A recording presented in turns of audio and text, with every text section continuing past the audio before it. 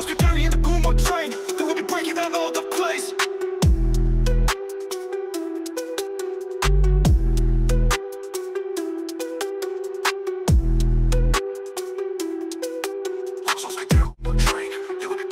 Hello and welcome everyone to week 4 of the APL Insider. I am your host, Gadarian, and sitting alongside me again, to my left, the Gumo train. How's it going, bud? It's going good, Gadarian. How's it going? Can't complain. A lot of great matches I saw last week, week 4, and as well as week 5. But I know you were involved in the week 4 match with Ronan Chad versus BNT TOG.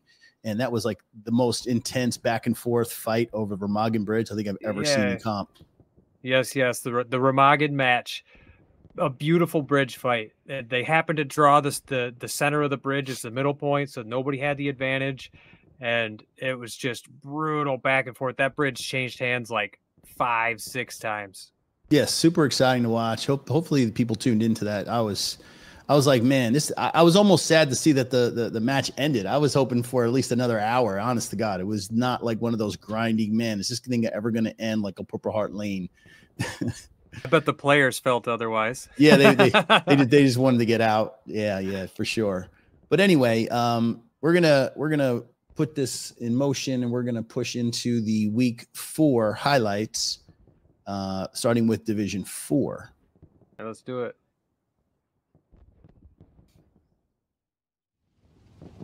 And starting off week 4, we had the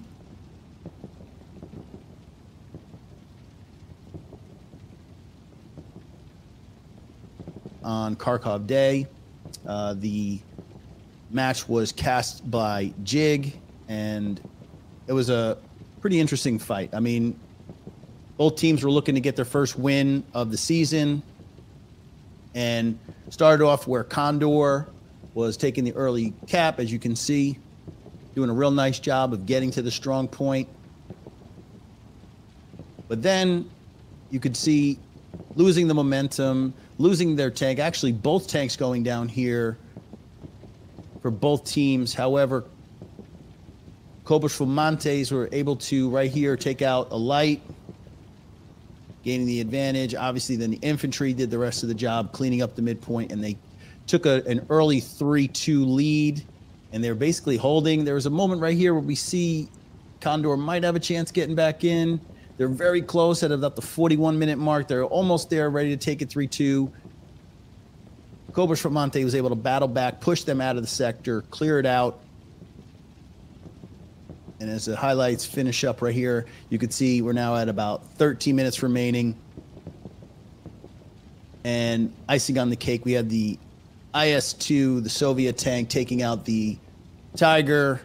Tiger, it looks like it missed his first shot, and then IS-2 cleans it up right here, takes him down, and really not much after that.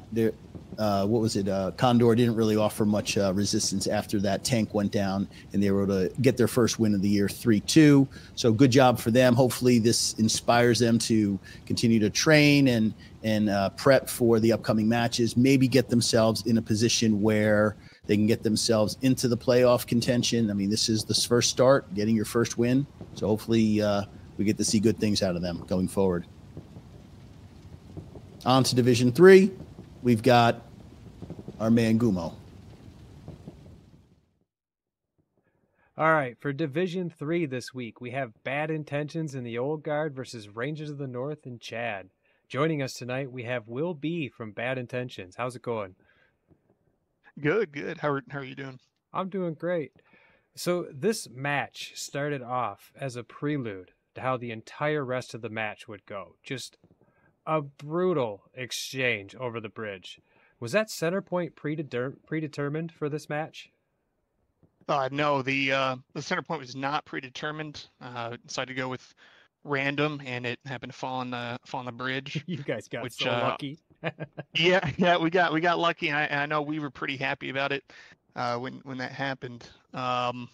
Speaking of the opener a little bit, I know Wix caught it on stream. We had a Lux and a Puma, and he was actually right with his prediction. The Lux was going to be blocking the Puma going up along the side rails, and was actually going to drop out the two SLs.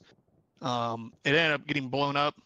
But our guys were able to, yeah, our guys were able to still kind of rally back, get back on the bridge, and the other Lux actually got stuck. So we'd done a decent amount of prep, I'd say, for this opener specifically. But even though it doesn't always go to plan, you just kind of got to roll with it. Roll with the punches. No see plan how it on goes. paper survives contact with the enemy. Exactly. So considering the terrain around the bridge of this map, which side do you feel has the better advantage on this match? Yeah, so with the terrain, it's kind of interesting because I know this was the night variant. Obviously, in the day, I'd say Axis has a extreme advantage over the Allies.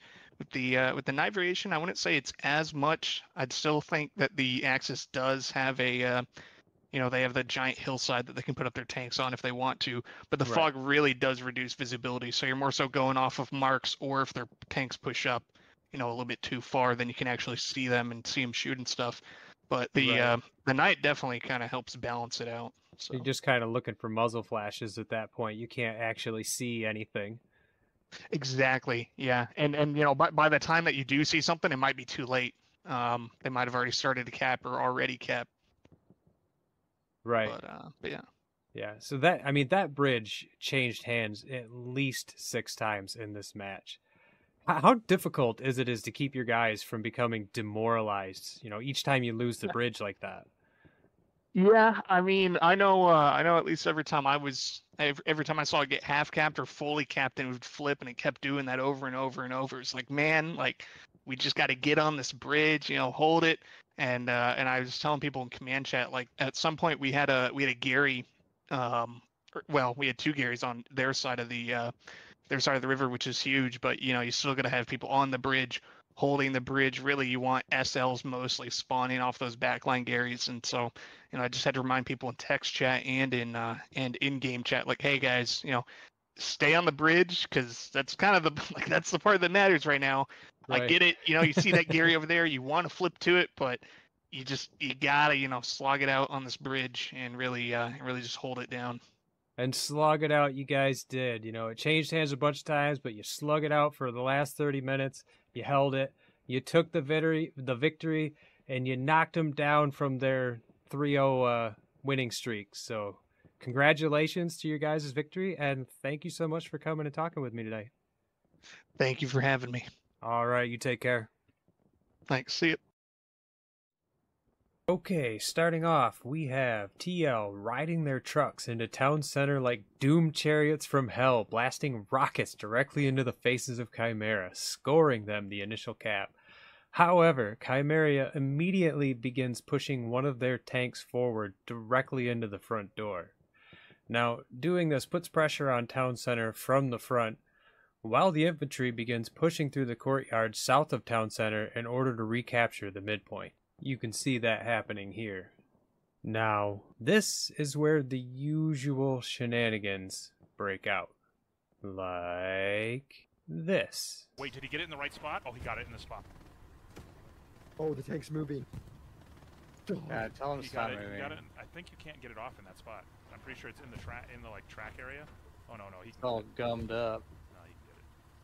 Are they gonna get it in time though? They're not gonna. That's the question. They were. Oh, that was so close. Or this. Not lose to a grease gun twice. Tell him. And he's pushing him. Tell him there's a satchel in there so you don't run up to it. Oh, now you're just gonna kill everybody here. And this. Maybe if he doesn't get pushed and He's gonna get crushed by gonna... it. It's a tiger. What? God. That was a medium. No.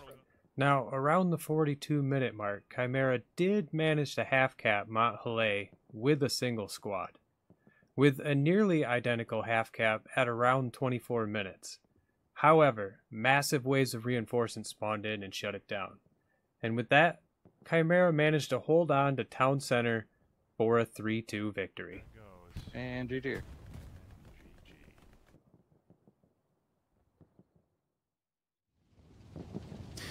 And now, finishing up week 4 highlights in Division 1, we had the 0-2 Helios taking on GBI, Gary Busters International. And the map St. Marie du Mont, as you can see right here. So off the start, GBI had a great opener. They were able to jump out early and take the midpoint, which was Pierre's Farm. About 4 minutes after the gate dropped, did a nice job of just controlling the strong point, but they never really got to box out Helios.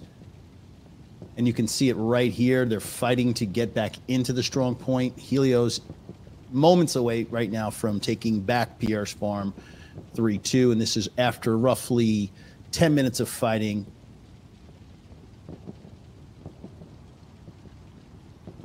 And we're just about there. They lock it down pretty much from this moment at about the 112 mark up until the last 6 minutes of the match. So it's just a slog fest, back and forth, just a meat grind like it always is. And actually, let's back that up. 10 minutes. At the 10-minute mark, we get that precision strike from the GBI commander, which takes out Wix's Tiger, opening the door a little bit now for GBI. And they switched up tactics.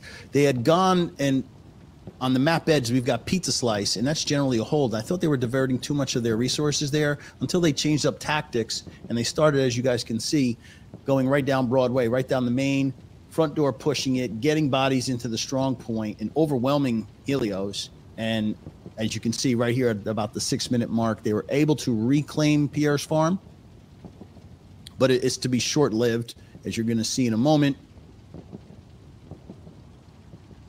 because Helios does a really nice job. At this moment, they had map control, and I don't think GBI had enough time to get a garrison on the point proper and really do what they need to do to clean out not only just the strong point, but have sector control as well. And with about 4 minutes remaining, they were able to pull that back. And very exciting finish. I mean, things were kind of just, as per usual on how that map works. Very grindy, but an exciting finish. And was definitely excited to see Helios get their first win of the year. And that puts them, or was getting them in position to make themselves relevant again in the hunt for the playoffs. So great job for them getting their first victory. But I just want to, guys, let you guys know that there's a special guest joining us from Helios, the commander of that match. Joining us today, we have Smithers. Hello, everybody. Smithers, thank you for joining. What an exciting match. I mean, back and forth for the last 6 minutes, 10 minutes, or whatever it was. Take us back to what was going on. I mean, I was genuinely concerned. I thought you guys might have threw it late. Yeah, exactly. Yeah, I think for any team in those last 10 minutes of the game, you're waiting to see what's going to be the enemy's big push, right? Where are they going to attack? Where's going to be their main thrust? And for GBI, they switched from Pizza Slice and harassing over there to, as you said, right? They punched it straight up the middle with their heavies and everything. And yeah, it really took us off guard. Yeah, they did a nice job. They, like you said, they took you by surprise. However, they weren't able to hold it very long. You guys had map control still. You had all your garrisons up, adjacent garrisons getting into the strong point. Were you guys worried at any point, though? I mean, with 4 minutes left, that's a little bit concerning, I would think. Yeah, we were a little bit worried, or at least I was. And I think off the opening, something you didn't catch off stream after GBI capped Pierre's Farm the first time was that GBI was able to get 2 SLs in SMDM with 2 OPs down right off the bat, but luckily a defense SL and I were able to wipe them out and everything. So I honestly was afraid that they were in prep to cap SMDM right off the bat again, but luckily they weren't. I went back to the strong cat to make sure everything was okay, but as you pointed out, our offensive SLs did a great job of resetting their OPs and making sure that we were able to launch right back into the attack again and recapture Pierre's Farm there. You know, it had all the elements of a match that I watched. The APL, or excuse me, not the APL, the seasonal final was on the same exact map, the same exact strong point, Pierre's Farm, and it was TL taking on Core. And TL had Core boxed out of Pierre's Farm, and it was with about 10 minutes left that Core was able to take the point back kind of very eerily the same way that you guys had lost. The only difference was TL wasn't able to finish the job and push them out. They lost that match in the seasonal final that year, late with about 30 seconds left. They had that point. If they had an extra minute, they would have been champions of the seasonal. So glad that you guys were able to, close the show and really, come back, because that would have been disastrous to go down 0-3. And now that you guys got your first win, you guys had your hope, right? Like, we're back in these things, because only 4 teams are going to move on to the playoffs. And with that loss, you guys would have been behind the 8 ball, so to speak. Yeah, exactly. And I think it showed the team showed resilience there in the final minutes or so, to just keep their head cool, because obviously when you lose a point in the final 10 minutes, ooh, man, is your gut, you get a bad gut feeling. But the team kept its head up, and as you mentioned before, we had strong map control and were able to surround them and knock them out.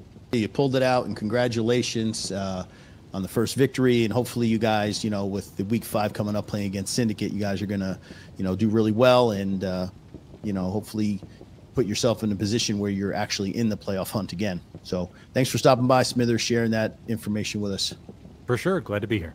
Awesome. So moving on, we're going to go into the week 5 matchups. Now, a lot of these matches have already happened, because what you guys are seeing is we're doing this now Sunday. So most of the matches on Saturday are already final, and we're just going to kind of go through them real quick. So we had in Division 1 for week 5, we had the 1-2 Infiltration taking on the 0-3 Gary Busters International. The map was Kharkov Day, and the map, or the caster for that match, was Smithers. Now, this is unlikely to happen in a Division 1, but there was a forfeit victory for GBI. Unfortunately, like I said, Infiltration was unable to muster up enough guys to get the players needed to even play. So Gary Busters did earn their first win, albeit through a forfeit, not the way they wanted, but there it is. First one in the book for GBI. Winning's winning. True. After that, we had 1-2 Helios versus 2-1 Syndicate, Saturday, October 5th, at 8 p.m. last night. That took place on Stalingrad, and our caster was Guderian. Moving on to week 2, Division 2, was the Fallschirmjäger team from China, 2-1, taking on the 3-0 Chimera squad from Australia. That took place Saturday. Omaha Beach was your map, and Altberg, and your other caster was L1NKM. That also went off at 6 a.m. So again, all of these matches you can check out on the Discord. There's links to the matches, so definitely check that out. Right. For example, the Line versus Winter Wind took place last night at 10:30. It was on Herkin Forest, and it was casted by Sinister Snack in English and the L1NKM in Chinese. So you can catch either one of those casters. You can see the VOD for that. And moving on now to I keep saying week. Am I all right? Division 3. Division 3 matchups. We had Bad Intentions, the undefeated Bad Intentions, plus the Old Guard taking on Vanguarda. Should I say taking on? They're about to take on. This is a Sunday match. It's actually going to happen in about 2 hours' time. The map will be Utah Beach, and we're going to have 2 casters. We're going to have Buttery Bits casting in English, and we've got DS Barbosa, who will be casting that in Portuguese. Definitely check that out. That's right. So keep in mind, you can still catch that match in about 2 hours. We also, other than that, for Division 3, we had Rangers of the North and Chad versus Merciless. That took place last night at 8 p.m. on Herkin Forest, and our casters were Quick Nicks in English and Jig in English. Rounding out Division 3, we had 2 teams that were looking for their first victories of the season. We had the 0-4 Furious Frogs French team taking on the 250 Hellbees, a Spanish team. That took place yesterday at 3:15 in the afternoon on SMDM. 2 casters again, Sultan in Spanish and Lapanu in French. Moving on to Division 4, we had the 3-1 10th Mountain Division taking on the 4-0 Ronin. That took place last night at 9 p.m. on Utah Beach, and you can catch that match on my YouTube channel, The Gumo Train. Hell yeah, hell yeah. Next one in Division 4, we had the 1-3 Hellfire taking on the 3-1 Odyssey squad. I have Odyssey technically as my dark horse for this division after watching them beat the 10th Mountain impressively. But anyway, they are playing later tonight, 8 p.m., and the map will be Carentan. And it's nice to see that we've got two casters. We've got Soprano doing in English, and we also have our fellow caster and player Smithers, who's joining us in about 5 minutes once we wrap up this schedule to go over a little Q&A. That's right. We just got a couple more matches here now. We have another one that's happening tonight at 8 p.m. It's going to be between Condor Legion and Lucky Strikes. The map is going to be Kursk Day, and the caster will be Jig in English. Yeah, I'm actually interested in seeing that. I don't see too many comp matches on Kursk Day, so I'm definitely going to check that out and see how that plays. Yeah, it's definitely different. It's not your normal meta map. And closing out the schedule for this week, week 5, we've got a match that just finished probably about an hour ago. It was Cobras from Montes taking on La Compañía Maldita. That was on Carentan, and it was Barbosa in Portuguese and Formus No Time to Die in Spanish. So now that we've wrapped up the week 5 matches, we're going to launch into this Q&A segment of the show where we just kind of get an idea of what the community wants, you know, in terms of like engagement, because we're trying to make the show a little more interactive. And we've invited people to come into the Discord and just hop on, and we'll pull you into the channel, and you can feel free to ask questions of the casters, or if we have special guests, like we have our guy Smithers from Helios joining us. So with that, we'll open it up to questions. So Smithers, thank you for joining us, first of all. And yeah, we were just talking a little bit about how the APL does things with the separation of different divisions, and that's something that you like, and I agree with you. Can we talk a little bit about that and what makes that so interesting?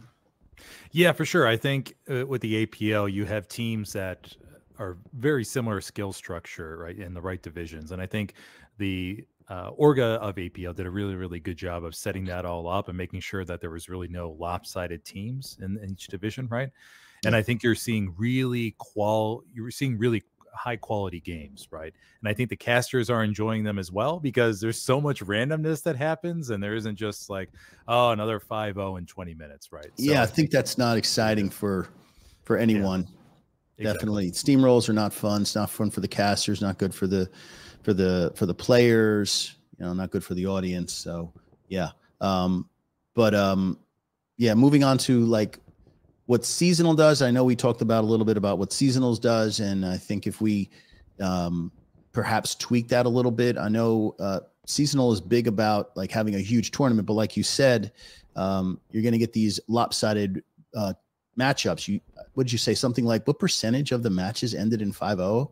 Yeah, there was something like 70% in the first couple of weeks. There was a whole bunch of 5-0s, and especially when you have teams like, I'll take an example of WTH versus someone like Ronin, right? You're going to have just a huge lopside and skill set, right? And so I think there needs to be definitely something done in this upcoming seasonal just to make it more enjoyable for the entire community, right? And want to encourage people to join the comp community to play in these quality games. I agree. And my suggestion was, and I'm just going to put it out now, if you had like a regional play-in where if you had like the 2 top NAs or just basically anyone from the Americas that emerges, and then you've got maybe 4 from Europe, and then you've got like 2 from Oceania, 2 from China, and just have it like a 10 team, if you want to do a double round robin kind of style. I mean, it makes it a lot more interesting. The games will be a lot more even, and also I think one of the biggest criticisms I was hearing across the board was that the seasonal just kind of lingered on for like weeks at a time. I think there was some crazy number like 14, 15 weeks. Yeah, exactly. Yeah, and I think a big trouble with that is trying to keep people encouraged, right, to keep going. And then also, I mean, as it was a long season, as the summer got along, people had plans outside the game, right? And so you see a lot of roster tweaking and last minute dropouts, right? And it's not just Helios that suffer with that. I'm sure all teams had in their own way had to deal with that kind of stuff. So yeah, it's a long season like that. It's pretty brutal. Yeah. Yeah. So hopefully they do a little bit of what APL is doing. I think they got it going in the right direction. Yeah. And I'd like to see more uniformity across all the leagues, you know, the ECL, the HCA, the APL, and seasonal. It'd be nice if we all kind of just sat down and said, okay, let's get together and just do it this way. You know, just put things out there just so that everyone is like, okay, this is the best way to promote our league, because each league is a little different in their own right. Yeah, exactly. And I think teams need to recognize that. Don't just think of your own team, right? I mean, and sure, it's fun getting a 5-0 in 30 minutes sometimes, but you have to think of the entire game and the longevity of it, right? And I think we all can agree that we would like to see this going for a long time, right? So Exactly. Gumo, any thoughts on seasonal or APL? I know you've cast a couple ECL matches. What are your thoughts on the way the leagues currently operate? I mean, they each have their own unique thing. APL definitely seems to provide a lot more resources to their streamers, like Oh, that's true.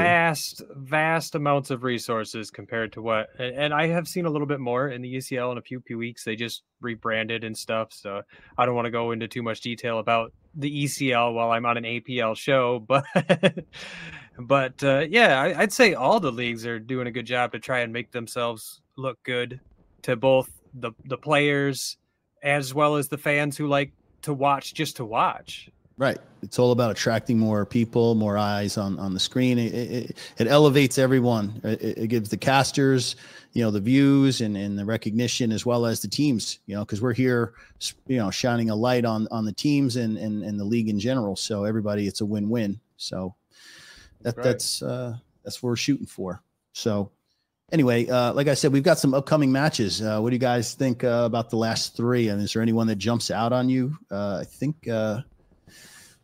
Let's see. What do we? I was going to say there was a. Oh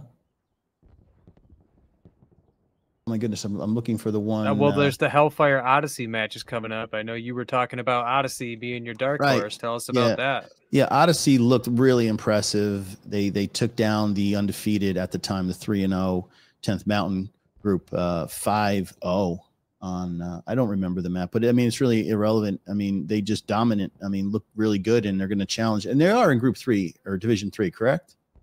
Division 4. They're Division 4. Okay, so who is the class of Division 4? That's what I'm trying to figure out. Is it Ronin? 4-0 Ronin? Ronin, right? Yeah, right now Ronin is 5-0 actually. 5-0. So yeah, yep, because they played their match last night, and they are now 5-0, and they took it with a 5-0. We'll talk more about that next week, though. Definitely. Smithers, your take? Any matches you've seen recently that just get you like, wow, this was really awesome to watch? Sorry about that. It could be any any match. I mean, like a past match, an upcoming match. I mean, yeah, for sure. Yeah, I think at least for me, I think watching the match on Remagen Bridge was really entertaining. I mean, that was wow. I mean, you always look forward to Remagen and thinking, oh my gosh, no player is ever going to see the end of the redeploy screen, right? But wow, all those different caps and just the back and forth, that was so much fun to see. And I hope we have more matches like that. Look, I know you used to have to work that scoreboard overtime going back and forth. I know you're not used to that. When you cast the Division 1 and 2, it's just like one button and you just sit there and that's it. But man, you got to be working that scoreboard back and forth. And I don't mind that, man. I would love to have a match that goes back and forth like that.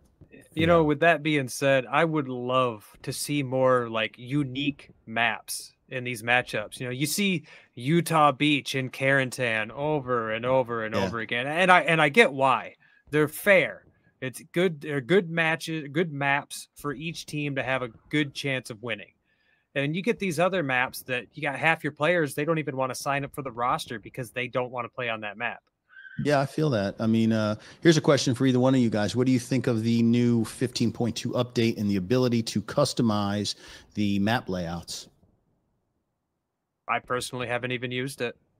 I've heard a lot of people complaining that it causes issues with the loading in the server list.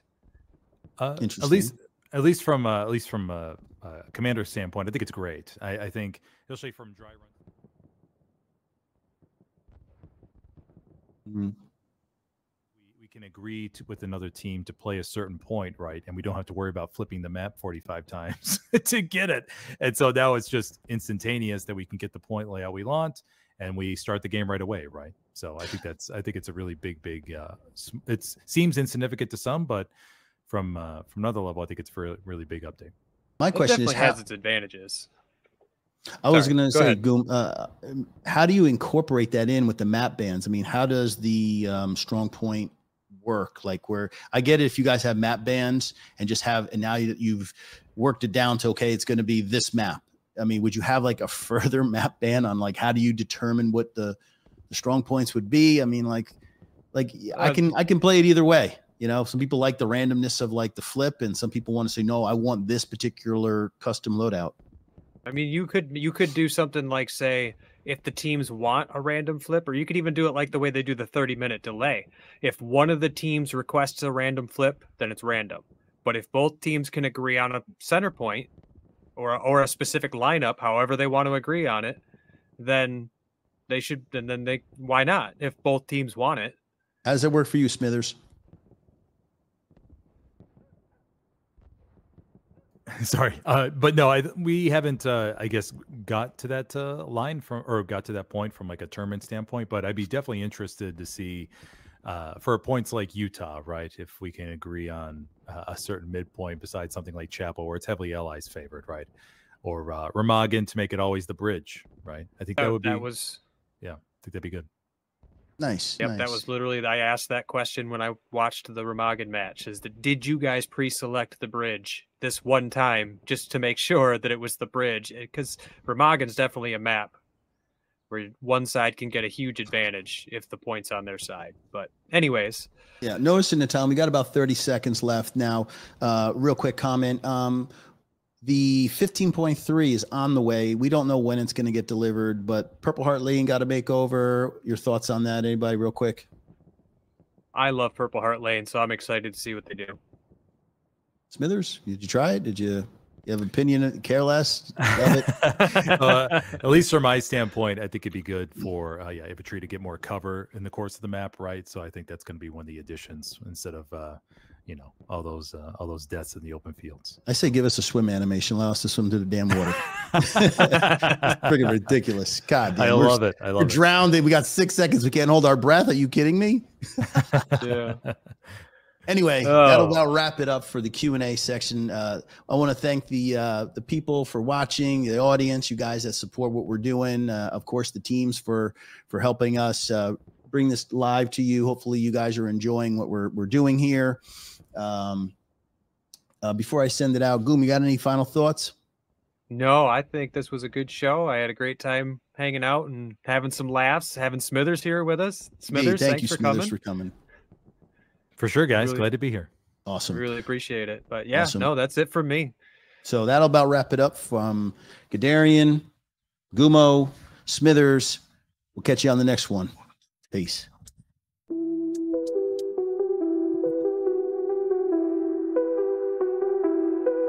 Welcome to the APL Insider.